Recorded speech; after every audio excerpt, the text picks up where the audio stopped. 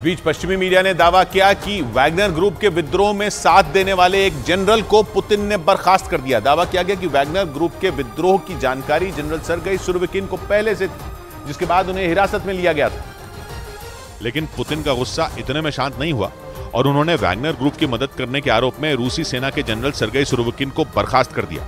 रूस के मीडिया के मुताबिक सर्गेई सुरोविकिन की मदद से ही 23 जून को वैगनर ग्रुप के चीफ येवगेनी प्रिगोजिन ने अपने लड़ाकों को लेकर मॉस्को कूच करने की हिम्मत जुटाई थी। खबर है कि रूस के खिलाफ हुए विद्रोह के बाद से ही वो हिरासत में ले लिए गए थे, लेकिन अब उन्हें जनरल पद से बर्खास्त कर दिया गया। उनकी जगह डिप्टी जनरल रहे विक्टर अफजलफ को रूस की सेना का जनरल बना दिया गया। उधर सऊदी अरब के न्यूज चैनल अल अरबिया ने दावा किया कि अफ्रीकी देश नाइजर में एक संदिग्ध हमलावर ने सड़कों को खून से रंग दिया। आरोप है कि उस आदमी ने एक साथ नाइजर की फौज के 12 जवानों को गोलियों से भून डाला। वहां कुछ दिन पहले ही सेना ने सत्ता की बागडोर अपने हाथ में ली और तब से वहां जारी खून खराबे ने रुकने का नाम ही नहीं लिया। सऊदी अरब के न्यूज चैनल अल अरबिया के मुताबिक वहां एक हमलावर ने नाइजर की फौज के 12 जवानों पर गोलियां बरसा दी। इससे पहले 15 अगस्त को भी वहां करीब 17 जवानों की मौत हुई थी, क्योंकि वहां हुए तख्ता पलट के बाद से नाइजर में भड़की हिंसा थम ही नहीं रही और इस हिंसा की आग में सैकड़ों लोग जल गए।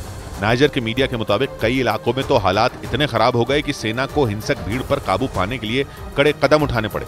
इधर हांगकांग के अखबार साउथ चाइना मॉर्निंग पोस्ट ने दावा किया कि चीन अब अफ्रीका में दोस्त रूस को ही पछाड़ने में जुट गया है। अभी तक अफ्रीकी देश हथियार खरीदने के लिए रूस के पास जाते थे, लेकिन बताया गया कि चीन सरकार के स्वामित्व में हथियार बनाने वाली एक कंपनी ने अफ्रीकी देश सेनेगल में अपना एक ऑफिस खोल दिया। यूक्रेन जंग के बीच चीन ने रूस से अपने रिश्ते मजबूत करने की हर कोशिश की और उसने ये दिखाया कि वो ही रूस का सबसे बड़ा हितैषी है। लेकिन अब जब चीन का असली चेहरा सामने आया तो रूस के भी होश उड़ गए। साउथ चाइना मॉर्निंग पोस्ट के मुताबिक चीन ने अफ्रीकी देशों में अपने हथियारों को बेचने का प्लान तैयार कर लिया। खबर के मुताबिक इसी कड़ी में उसने सेनेगल में अपने पैर पसारने शुरू किए और हथियार बनाने वाली उस कंपनी का दफ्तर वहां खोल लिया। हाल ही में अफ्रीकी देश नाइजर में तख्ता पलट हुआ, जबकि बीते कुछ सालों में माली और गिनी जैसे देशों में भी तख्ता पलट हुआ है। ऐसे में इन देशों की सरकारों को हथियारों की जरूरत है। दावा किया गया कि इसीलिए चीन अफ्रीकी देशों में अपनी हथियार बनाने वाली कंपनियों के दफ्तर खोलने में जुट गया, ताकि ज्यादा से ज्यादा हथियारों की सप्लाई की जा सके। उधर उत्तर अमेरिकी देश मेक्सिको में एक भीषण सड़क हादसा हो गया, जिसमें 16 लोगों की मौत हो गई, जबकि 36 लोग घायल हो गए। वहां एक बस और एक ट्रेलर के आपस में टकराने की वजह से यह हादसा हुआ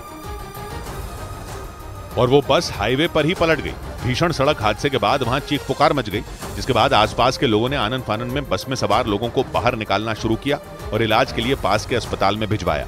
इस बीच हादसे की सूचना पर रेस्क्यू टीम के साथ पुलिस भी वहां पहुंच गई और लोगों की मदद से घायलों को बस से बाहर निकाला। वहां का इलाके में हुआ यह हादसा इतना भीषण था कि वो बस पूरी तरह तहस नहस हो गई। यही नहीं, बस से टकराने की वजह से ट्रेलर का सामने वाला हिस्सा भी पूरी तरह बर्बाद हो गया।